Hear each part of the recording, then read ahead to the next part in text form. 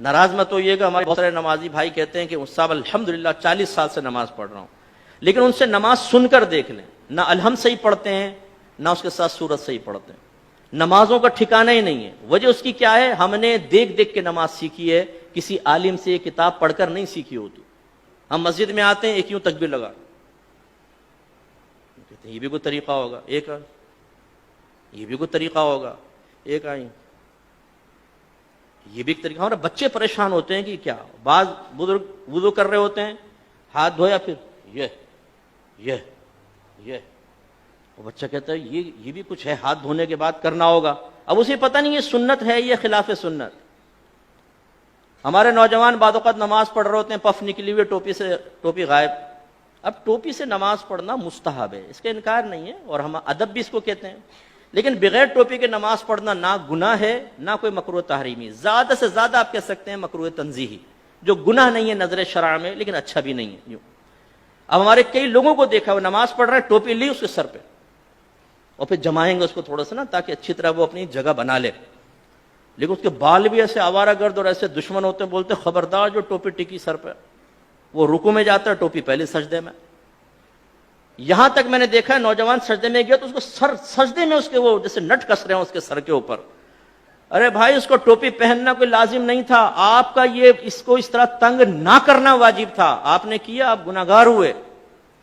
سرکار نے تو نمازی کے آگے سے ایک قدم بڑھنا منع فرمایا، آپ پوری تباہ زمائی کر رہے ہیں اس کے سر کے اوپر ٹوپی لگانے کے سلسلے میں۔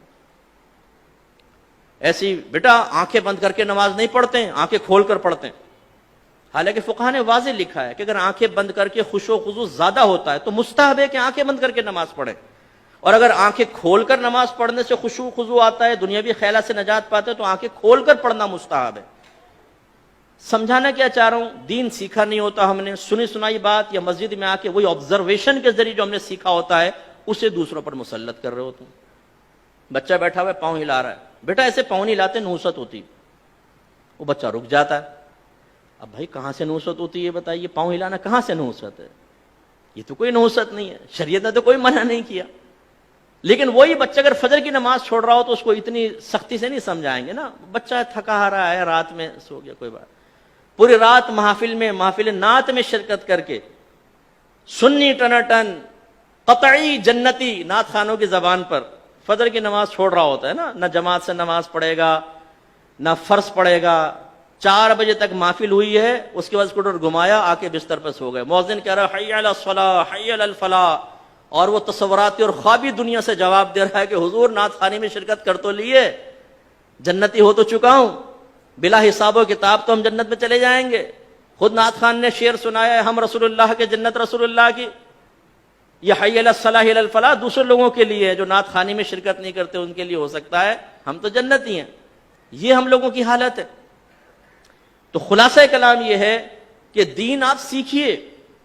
میں نے الحمدللہ بالغان کا بہت مدرسہ پڑھایا، نمازیں سنیں کوئی ٹھکانہ نہیں، سبحان رب الاعلی، التحیات، حالانکہ صحیح لفظ ہے التحیات، التحیات نہیں، اسی طرح صحیح لفظ ہے رب اجعلنی، اور اکثر کیا پڑھیں گے ربی جعلنی، ربی جعلنی، غلط ہے، یہ اصل میں اجعل صیغہ امر کا، ربی کو با کو جیم سے ملائیں گے حمزہ وصلی گر جائے گا، رب اجعلنی، رب اجعلنی، لیکن ربی جعلنی۔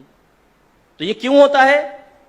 آپ میں سے بہت سو ہو سکتا ہے کتاب دیکھ کر بھی سیکھا ہو، لیکن آج سے 35 سال پہلے 40 سال پہلے، اب وہ بیچ میں جو غلطی آئی وہ پختہ ہوتی چلی گئی، بتائیے نہیں۔ اس لیے ناراض مت ہوئیے گا، آپ میرے بزرگ ہیں، میرے بڑے ہیں، جو بزرگ بیٹھے ہوئے جو ہم عمر ہیں اور جو چھوٹے ہیں وہ بچے ہیں، لیکن ایک دفعہ اپنی نماز کسی قاری صاحب کو سنا دیں۔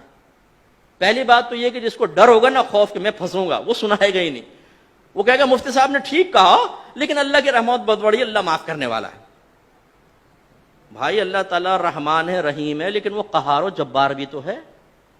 اس کی قہاریت اور جباریت کو فراموش کر کے صرف رحمانیت پہ نگاہ کرنا یہ نبیوں کا طریقہ نہیں ہے۔ وہ وصف نبوت حاصل کرنے کے باوجود، صحابہ کرام وصف صحابیت حاصل کرنے کے باوجود ڈرتے رہے اپنے رب سے، وہ رحمت کا یقین بھی رکھتے تھے اور اللہ کے عذاب سے بھی خوفزدہ رہتے تھے۔ یہ ایک مومن کی شان ہے، تو سیکھیے۔